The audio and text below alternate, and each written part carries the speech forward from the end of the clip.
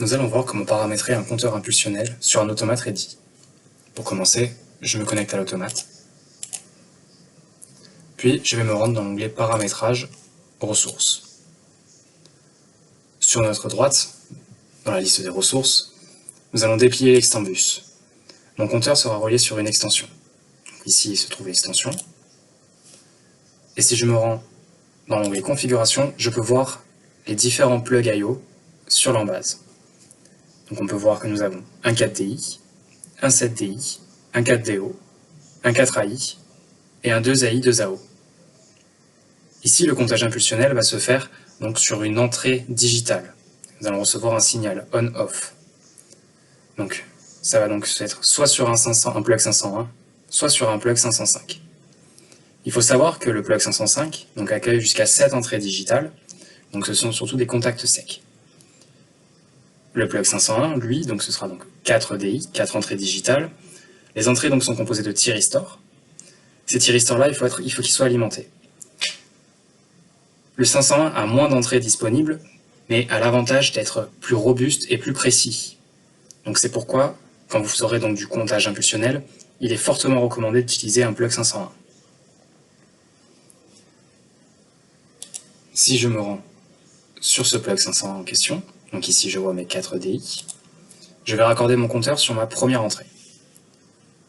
Donc dans l'identité, je vais commencer par valider mon entrée. Donc physiquement sur le plug, vous pourrez voir qu'au moment où vous validerez l'entrée, le voyant de la DI va s'allumer. Pour le libeller, je vais l'appeler comptage pulse. Ici, dans la ressource en elle-même, la sortie qui va nous intéresser, donc, c'est le count index. Cette variable va s'incrémenter à chaque fois qu'une impulsion va avoir lieu. Donc je vais passer en mode conception et tirer le count index. Je valide.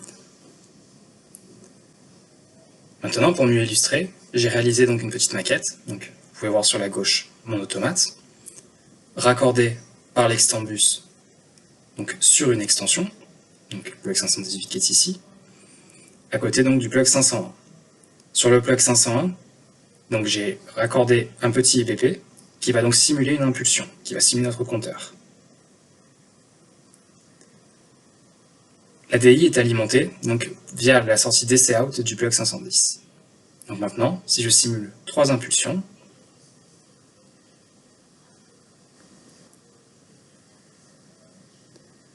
mon compte index est incrémenté.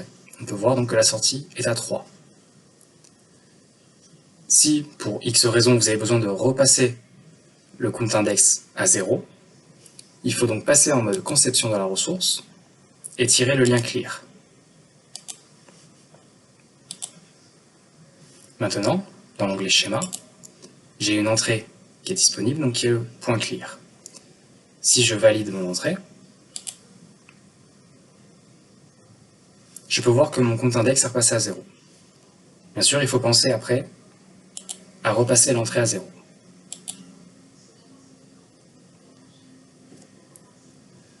Maintenant, je vais ajouter une nouvelle ressource dans le menu mesure qui s'appelle compteur des compteurs. Je vais commencer par donner un nom. Nous allons dire qu'il s'agit donc du compteur de la sous-station.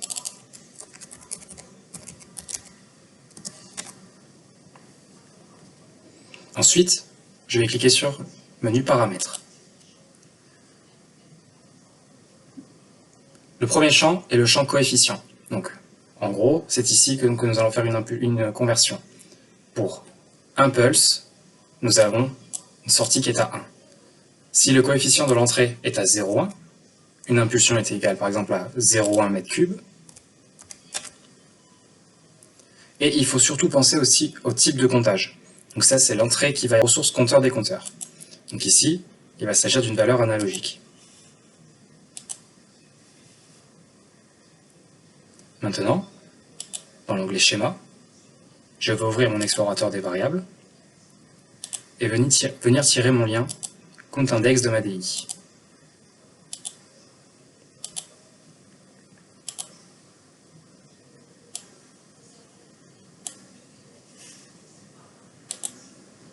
Je valide. Donc maintenant, si je simule une impulsion, il y a donc eu une impulsion qui est rentrée dans la ressource, fois le coefficient de conversion 0,1, donc c'est équivalent à 0,1 m3. Il se peut que le compteur ait déjà commencé à compter avant d'installer donc la GTC. Pour étalonner votre compteur, vous pouvez le faire directement dans Initialisation et venir mettre la valeur par défaut. Donc on va dire qu'on est à 15 actuellement.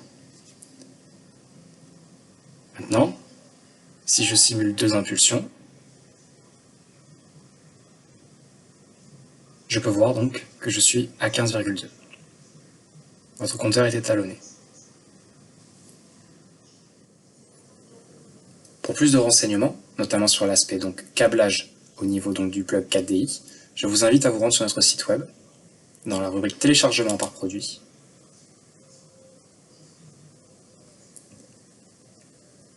et dans le menu câblage dans Ready. Vous pourrez donc télécharger le manuel d'installation Ready, qui reprend donc le câblage de tous les plugs d'entrée-sortie.